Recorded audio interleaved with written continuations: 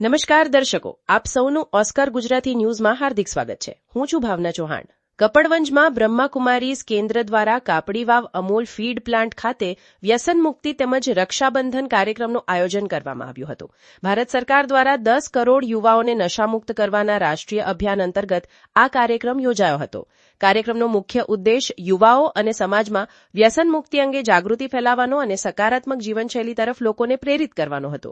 આ પ્રસંગે બ્રહ્માકુમારી કલાવતી બહેને મેડિટેશન કરાવી ઉપસ્થિત સૌને શાંતિ અને સકારાત્મકતાની અનુભૂતિ કરાવી હતી.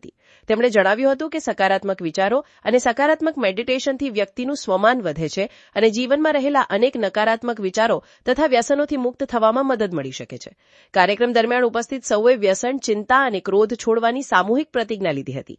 બ્રહ્માકુમારી બહેનોએ ઉપસ્થિત ભાઈઓને આત્મિક સ્મૃતિનું તિલક કરી રક્ષાબંધનની પવિત્ર રાખડી બાંધી હતી અને ત્યારબાદ મુખ મીઠું કરાવવામાં આવ્યું હતું. આ પ્રસંગે કાપડીવાવ અમૂલ ફીડ પ્લાન્ટના ફેક્ટરી મેનેજર શ્રી પંકજભાઈ પરમાર સહિત મોટી સંખ્યામાં સ્ટાફ ઉપસ્થિત રહ્યો હતો.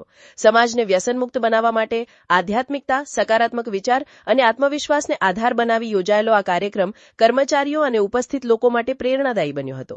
કપડવંજ ખેડાથી રિપોર્ટર જુગનુ સાથે cameraman team, Oscar Gujarati news માટે હું છું ભાવના ચૌહાણ. मैं एक स्वस्थ और खुशहाल समाज के निर्माण में योगदान दूंगा। मैं नशा मुक्त भारत बनाने के लिए प्रतिबद्ध।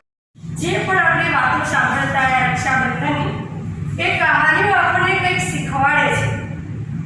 રક્ષાબંધનની વાત આવે એટલે આપણને જ્યારે કહાની યાદ આવે કે માતા કુંતાએ અભિમન્યુને રાખડી બાંધી હતી. ક્યાં બાંધી હતી? એની રક્ષા માટે. ઇન્દ્રજી અને ઇન્દ્રાણીજીની વાત આવે, રાખડી બાંધી હતી. કેમ? તો કે છે કે જ્યારે દેવો અને દૈત્યોનું યુદ્ધ થયું તો વિજય માટે રાખડી બાંધી. જ્યારે આ કહાનીઓને તમે યાદ કરો, જો ત્યાં કયો સંબંધ છે? એક તરફ છે પતિ પત્નીનો સંબંધ, એક તરફ છે બા અને પૌત્રનો સંબંધ. આજે